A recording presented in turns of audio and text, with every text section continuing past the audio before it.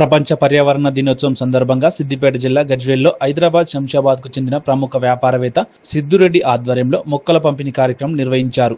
ఈ సందర్భంగా వారు మాట్లాడుతూ పర్యావరణ పరిరక్షణ ప్రతి ఒక్కరి బాధ్యత అని, మొక్కలు నాటి వాటిని పరిరక్షించాలని, పర్యావరణ పరిరక్షణ దినోత్సవం రోజున నా జన్మదినం జరుపుకోవడం సంతోషంగా ఉందని, పర్యావరణ పరిరక్షణ దినోత్సవం నిర్వహించి విందు భోజనం అందజేసి మొక్కలు అందజేయడం సంతోషంగా ఉందని, ఇందుకు సహకరించిన ప్రతి ఒక్కరికి ధన్యవాదాలు తెలిపారు. మండల ప్రజలకు నా ఒక హృదయపూర్వక నమస్కారాలు, అలాగే ప్రపంచ పర్యావరణ దినోత్సవ శుభాకాంక్షలు.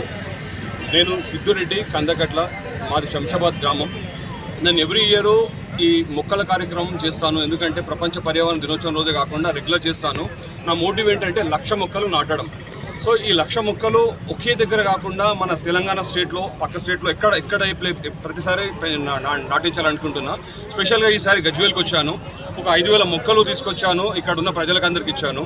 ఈ మొక్కలు ఇవ్వడమే కాకుండా ఇవాళ ఏంటంటే స్పెషల్ డే కాబట్టి విందు భోజనం కూడా ఏర్పాటు చేశాను. సో ఆత్మీయ విందు భోజనం అంటే సంరక్షణ, ప్రకృతి సంరక్షకులతో విందు భోజనం, ఆత్మీయ విందు భోజనం చేశాను. సో ఇక్కడ వచ్చిన వాళ్ళందరూ విందు భోజనం చేసి మొక్కలు తీసుకెళ్లి నాటితే నేను సంతోషంగా ఉంటాను. ఎందుకంటే ఆ మొక్కలలో నన్ను చూసుకుంటారు, అందరూ నన్ను గుర్తిస్తుంటారు. ఎందుకంటే నాది ఒక చిన్న స్వార్థం అది.